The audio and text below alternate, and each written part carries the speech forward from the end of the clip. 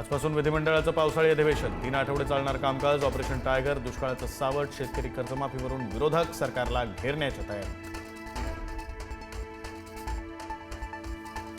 विधान परिषद निवडणुकीचा 11 जागांचा आज निकाल। थोड्याच वेळात मतमोजणीला होणार सुरुवात। ऑपरेशन टायगर आज पूर्ण होणार असल्याची माहिती। ठाकरेंच्या शिवसेनेच्या फुटीर खासदारांनी ओम बिर्ला यांना दिलेलं पत्र आणि खासदार भेटल्याचे फोटो आज समोर येण्याची शक्यता। खासदारांनी दिलेल्या पत्राला आजच मान्यता मिळणार असल्याची ही माहिती।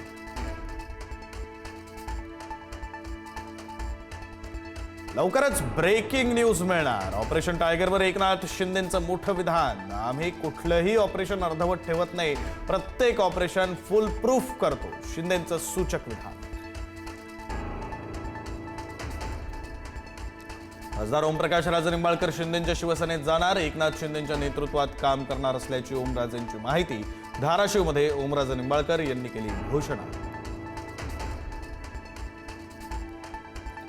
खासदार संजय दिना पाटील यांची कन्या राजुल पाटील यांनी घेतली उद्धव ठाकरेंची भेट। आपण ठाकरेंसोबतच, वडिलांची भूमिका ते घेतील, राजुल पाटील यांचं स्पष्टीकरण। राजुल पाटील ठाकरेंच्या शिवसेनेच्या नगरसेविका।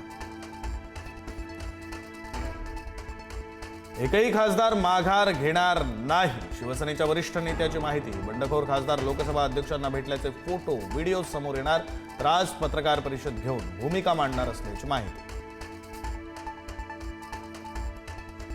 मुंबईसह उपनगरामध्ये पावसाची हजेरी। दादर, सायन, लोअर परेल परिसरामध्ये पावसाची हजेरी। वरळी परिसरात पहिल्याच पावसात तुंबलं पाणी। नवी मुंबईतही मध्यरात्रीपासून पावसाच्या सरी।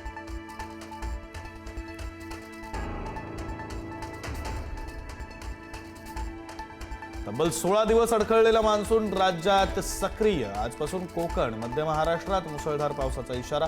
मुंबईसह कोल्हापूर, सातारा, सिंधुदुर्ग, रत्नागिरीसह कोकण पट्टी परिसरात मान्सून पूर्व सरी।